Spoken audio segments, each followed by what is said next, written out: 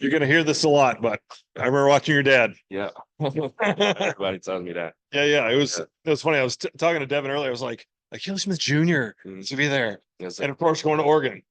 Yeah. Did Dad help push that at all? A little bit. It was morally my decision. It was between Oregon, Florida, and Michigan. So I just like Oregon the most. So it was just a no-brainer for me. So what was that overall recruiting process like?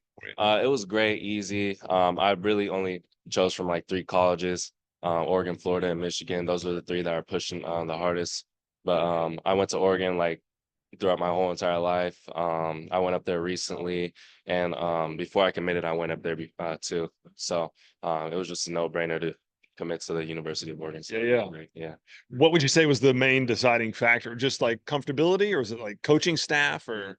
I think it was the coaching staff. I really like Dan Lanning, Coach Stein, and all the people up there that take care of everybody. So it was just a great fit for me. I felt like I can transition my game straight into the offense, so it's a really good fit. Yeah. As a top recruit, I wonder if it like really helped build him up that he got some offers this past offseason and he shot him down. It was like, no, I'm staying strong at Oregon. Yeah, definitely. Oregon's been at the top of my board for a while with the other 2 that I mentioned, so it's just been very easy to. Yeah. So I heard you talking to Devin. So you're not familiar with D1 training? Mm-mm. Okay. So we work with athletes of all ages and skill levels, but really that kind of strong part of our business is helping athletes like you take it to the next level and be that D1 athlete, and then be a pro athlete. Nick Senzel, major league player, played with us this past spring as he was kind of training. So we work with all those athletes from all levels, but I'd like to hear from you kind of what do you think is the importance of training off the football field, even, whether it be strength or speed or any of those kind of attributes? I think it's super important to train off the field. Mental is like part of my game. That's like one of the biggest things, one of the biggest steps I'm trying to take right now. Obviously, I have my dad. He's been teaching me a bunch of stuff, getting me on the board, learning a bunch of new concepts and how defenses move towards those concepts. So it's just been great to learn from him and doing all the strength training in the world, the speed training, just technical stuff with my position. So it's just been a great honor, and it's really important to take care of those things because without those things, you're not going to go to the next level. So I've understood that, and I'm ready to take that next step. Do you have a favorite workout? Right now, I think it's my line drops going down, just taking my 5-step drop, 3-step drop, making a throw. So it's just been great. Hey, Anna, can we turn the music off, please? Sorry. Now, is there a quarterback that you kind of emulate your game after, or have taken even not even your dad, but like anybody that you've watched playing college or pros that you want to follow like them, or you see yourself as? Justin Herbert, most definitely. I seen him coming out of Oregon, and I think it was 2019. He just was great, and I really like saw myself in Justin Herbert. So I think that's one of the biggest like quarterbacks that I modeled my game after. What a great draft class for quarterbacks that was. Yes, sir. So, are you going to be a part of the Madden? Later today.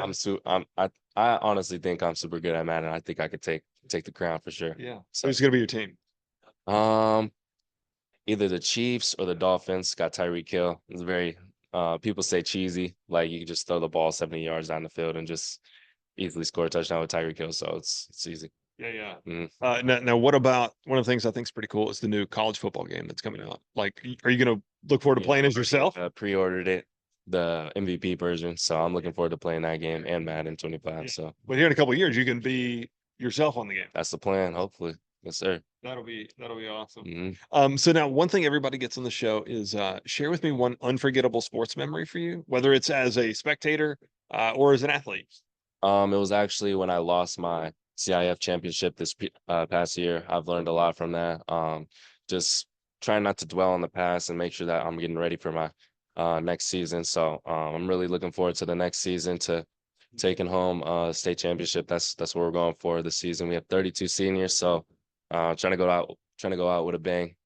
this season. So I'm looking forward to it. You know what's interesting is I interview athletes all the time, and I ask everybody that same question. I've never gotten like a negative story or something that wasn't like a game-winning play until today. You're the third person that's had a story from a loss or something to learn from specifically. Yes, sir. I think that's maybe the mentality of you guys, you On3 Elite kind of guys. Yeah. That's just how I roll. I like to learn from my mistakes, and ultimately make my game and shake my game to be better, from my mistakes. So I just learn another learn lesson. Well, so NIL is a very big part of the game now. So one of the things I actually speak at University of Tennessee every semester to athletes talking about helping to build your brand and that kind of stuff.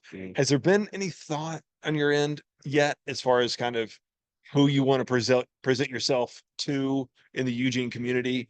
And it might sound cheesy, but kind of what your brand is. I feel like it's gonna be a brand that everybody can wear, even females, anybody that wants to wear my brand, they can wear. It doesn't matter what color you are, what type of person you are, you can wear the brand. So that's what I'm. But I mean, like the brand of Akili Smith. So if a business wants to hire you for some kind of a one-off NIL event, like who are you presenting yourself as? Somebody that's super dedicated to this cause or another cause, or there are some folks that are just like, no, all I care about is football, and that's not wrong. That's just there's some that are like, I'm going to get out in the community and be very active. There's others that say, not so much. I'm just going to do this. Yeah. Have you thought about like that at all? That's a weird question. I feel like I'll be like in the middle. I'm really focused on football, but I can definitely go out in the community, take care of everything, community service hours, just talking to the little kids, telling them how to be a pro and a athlete in college, just sharing my knowledge. So I definitely want to get out there to do that in Eugene because those people are amazing people, the fans and everything. So I'm looking forward to it. One last question. What is your favorite of the Oregon uniform combinations? I'm not sure. There's so many. You can't go wrong with the eggshells. You can't go wrong with the black and pink jerseys as well. And then the classic just yellow, the yellow with the yellow helmets. Those are amazing. I like those too. So yeah. That's always a great thing, is seeing what is Oregon going to wear this Saturday, you know? Yeah, that's cool. All right, man. It is a pleasure meeting you. Best of luck this season, and thanks for coming on the show. Have fun today. It's a lot of cool stuff. Yes, sir. See you, man.